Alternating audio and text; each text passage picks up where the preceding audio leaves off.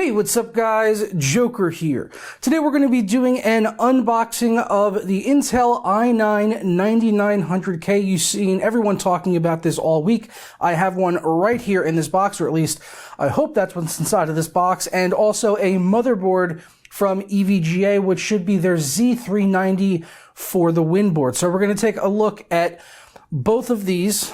But first, today's video is brought to you by ZeroAnd9.com, where you could save money on PC games for all of your favorite platforms like Steam, Origin, Uplay, and more, as well as software like Windows 10 Pro or Microsoft Office Pro 2016.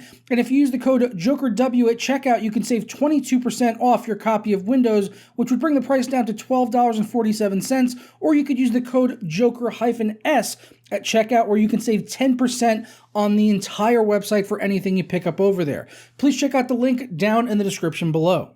Let me just go ahead and get this out of my way. Sorry, something in my way there. I have no idea what that was, but it was just in my way. So we'll start things off with the i9 9900K. It's probably going to be fairly uneventful. It's just a processor in a box, really, but we'll go ahead and we'll get looking into this guy. And really happy to have this. This is my first sample that I've ever been sent by Intel.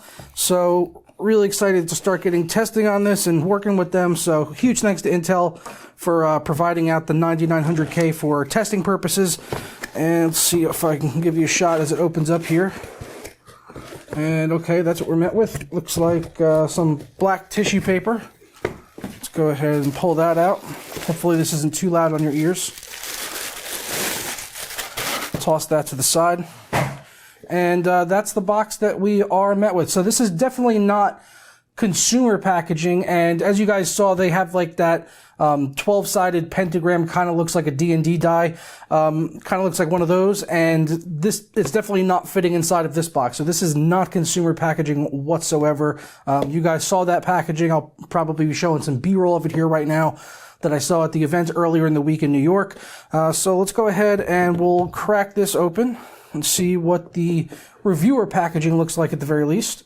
All right, looks like we've got some writing on the inside of the lid here. Looks Intel Performance Unleashed. Cool. And then we've got a little box here. It kind of looks like the one that I saw in New York, but a very small cardboard version of it. So that's what they have there. 9th Gen Core i9 unlocked. Go ahead and pull that off. And does it slide off? Yeah, it slides right off. And then you just got the CPU just kind of sitting right there in the middle. And that's the 9900K, I would assume. Well, yeah, it says i9 on there, but the CPU itself is actually unmarked, as this is, coming right from Intel. So it doesn't actually say 9900K on here anywhere. It says, I'll be showing B-roll here. It says Intel Confidential North America. And then it's got like a serial number, and it says 3.6 gigahertz. So that's the base clock. But yeah, we'll definitely see what this guy can do when we start overclocking it. And there's nothing else really in here. That's pretty much it for the 9900K. So we'll go ahead and put this back inside.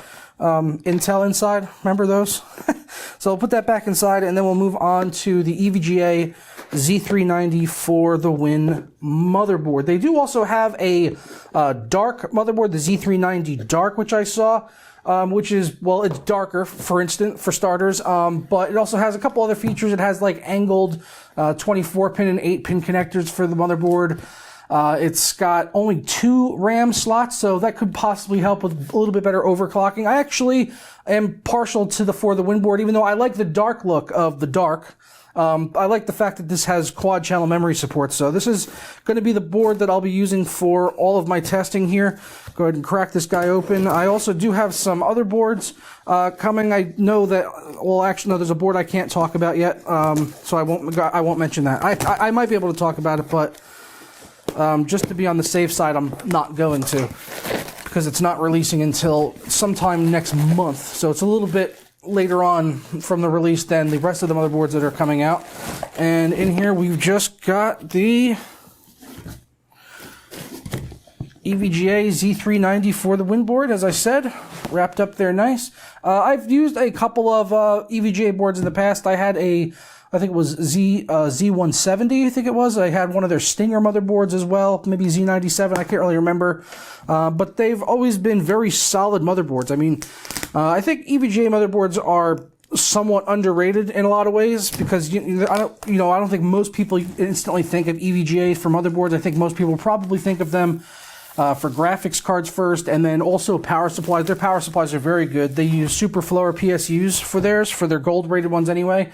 And for anyone that knows power supplies, SuperFlowers are pretty much best in the business. So they use good quality components, and I've never really had a problem with their motherboard. So yeah, excited to go ahead and get this open. Let's go ahead and see.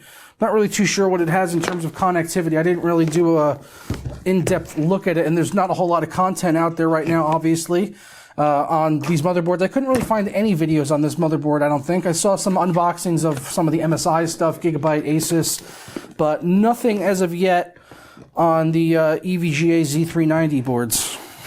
If it wants to come out. Set that aside.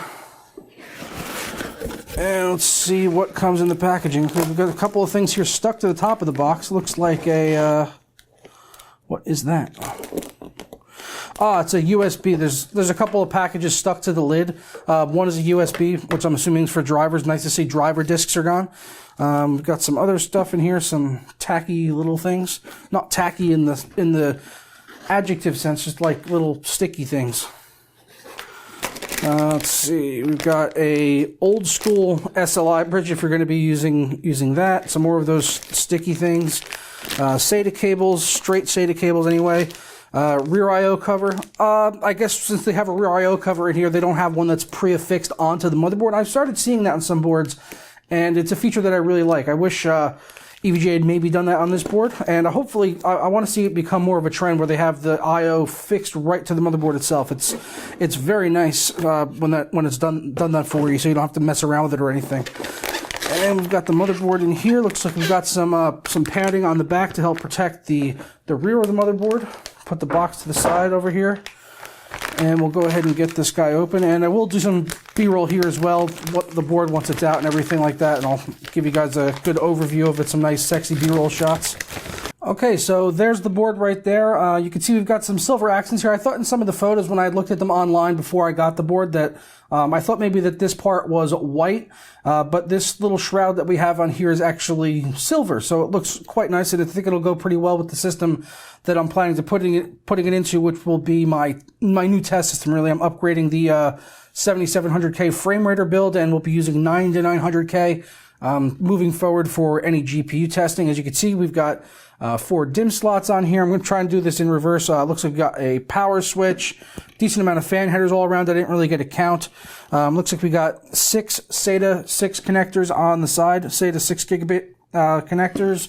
On the rear I/O, we've got, let's see, we've got 2 USB 2.0, 6 USB 3.0, Ethernet, a PS2 connector, and then all of your typical audio ins and outs. There's a lot of extra space back here too. I wish they would have kind of populated that a little bit more, maybe with some extra USB connectors. That would have been nice to have a little bit more on there. It looks like there are slots on the front side for 3 M.2 connectors, a long one, a small one, and a medium-sized one, whatever the sizes are. I can't recall off the top of my head. But yeah, it looks like you can fit up to 3, and at least the larger ones, they do adapt. So you can move the screw around to basically have it mounted for whatever size that you happen to be using. So if you have more of the shorter M.2 drives, then I guess you can go ahead and use those.